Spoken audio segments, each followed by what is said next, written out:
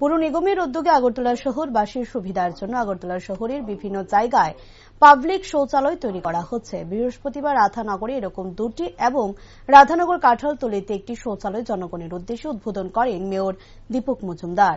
Mayor ছাড়াও উপস্থিত ছিলেন পৌর নিগমের কর্পোরেটর শান্তনা সাহা সহ অন্যান্যরা। বৃহস্পতিবার আনুষ্ঠানিকভাবে জনগণের জন্য সবগুলি খুলে দেওয়া হয়। প্রায় 14 লাখ টাকা ব্যয়ে একটি শৌচালয় তৈরি করা হচ্ছে। 3টি টয়লেট উদ্বোধন করেন মেয়র। বলেন, আগরতলা পৌর নিগম এলাকায় যেখানে প্রয়োজনে এই ধরনের পাবলিক শৌচালয় সেখানেই তৈরি করা হচ্ছে। স্বচ্ছ ভারত মিশনের অন্তর্ভুক্ত হিসেবে এরকম শৌচালয় তৈরি করা হচ্ছে। শহরের কোনো জায়গায় যেন কাঁচা পায়খানা না থাকে, এজন্য এরকম ব্যবস্থা করা হচ্ছে। পরিবেশকে সুন্দর ও সুস্থ রাখার জন্য এই ব্যবস্থা বলেও জানান তিনি।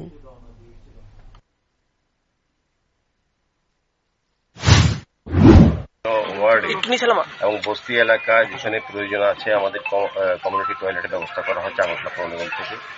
স্বচ্ছ ভারতের মিশনে অন্তর্ভুক্ত। আমাদের মোদীজিও চাইছেন, ভারতের প্রধানমন্ত্রী যশস্বী মোদীজি, যে প্রত্যেকটি বাড়িতে যে শৌচালয় হয়, প্রত্যেকটি বস্তিতে যাতে শৌচালয় তৈরি করা হয় পাকা। এই হিসাবে আমাদের আগরতলা পৌর নিগম বিভিন্ন ওয়ার্ডে গতকালকে আমরা বেলতলি কালীবাড়ি একটা টয়লেট করেছি, উদ্বোধন করেছি। আজকে রাধানগর এই বস্তি এলাকার দুটো এবং কাঁঠালতলী এলাকা আরো একটি আমরা টয়লেট করবো, ওপেন করবো।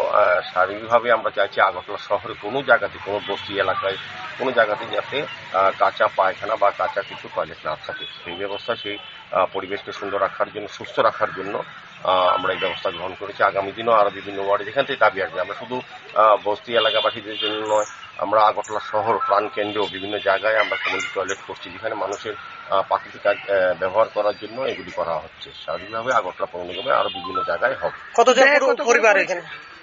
এক একটা 14 লক্ষ টাকা করে আমরা খরচ করছি বিভিন্ন জায়গায়। এক এক জায়গায় এক এক রকম, অনেক জায়গায় সিট, যেমন শহরে যেগুলি একরকম হচ্ছে, এই জায়গায় আরেক রকম হচ্ছে। কাজে বিভিন্ন ভাবে আমরা চেষ্টা। কতজন পরিবার এখানে উপকৃত হবে এই টয়লেটে? বস্তিতে 1,500 লোক এখানে বসবাস করে। কাঁচা পায়খানা ছিল, অস্বাস্থ্যকর পরিবেশ ছিল, তারা রোগাক্রান্ত ছিল, বিভিন্ন পর্যায়ে পরিবেশও ভালো ছিল না, সুস্থ পরিবেশ ছিল না বা স্বাস্থ্যকর পরিবেশ ছিল না। সেই কারণে আমাদের পৌর নিগম অনুসরণে আমাদের যিনি কর্পোরেটর শান্তনা সাহা এই ওয়ার্ডে উনি চিন্তা করেছেন, ওনাদের বস্তিবাসীর সঙ্গে কথা বলেছেন।